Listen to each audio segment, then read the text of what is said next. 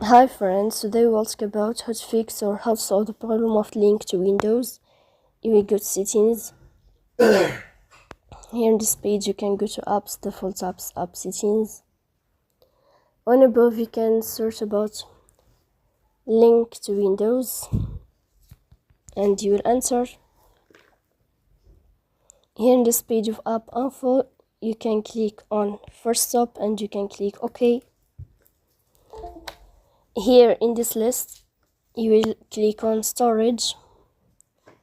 After that you can go to clear cache, but pay attention, don't click clear data because that can delete your account or can cause you errors in your app.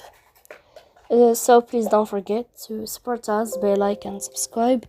See you next time in another video, and thank you for your attention and your watching.